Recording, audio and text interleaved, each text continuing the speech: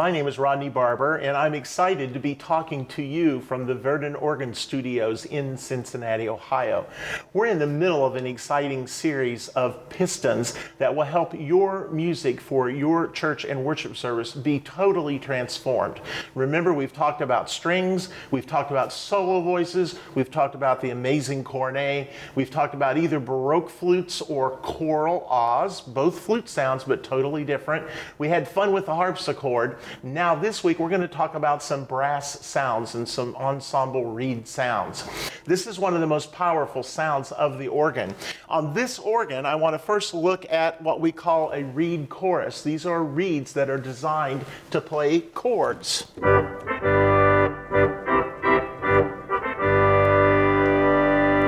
That was on the swell keyboard. On the great, we have a trumpet and a double trumpet.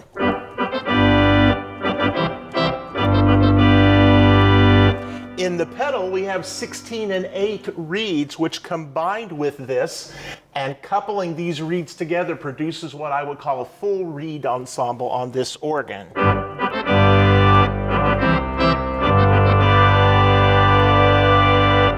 Now, I'm going to use the extra voices, if you have these or if you have MIDI on your organ, to add a brass sound in there. And so let's get that, and let's just listen, first of all, to the brass sound.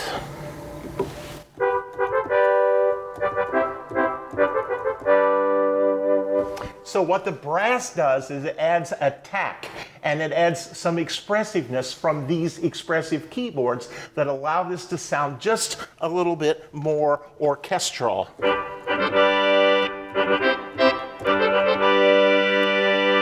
If I take that brass out of there, if I add it back, and then I have one more exciting thing I'm going to do with this piston in our pedal is add some percussion.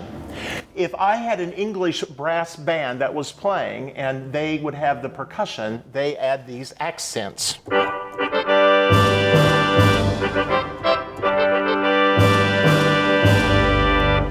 And again, like we did on our harpsichord piston, I can do some very creative things with this. Let's go to Christmas and have the Salvation Army Brass Band play Hark the Herald.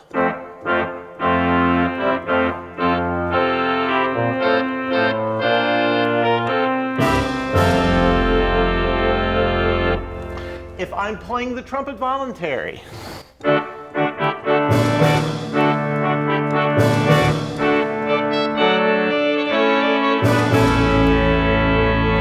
so what I want you to do for this piston is begin to look through the library of pieces that you play and find all of the brass pieces. John Stanley, Moray, Gigoux, Purcell, and figure out where you might begin to add some of these orchestral brass sounds with the reeds or the brass sounds of the organ. Think about places where you can add percussion, and don't be afraid to be creative with this.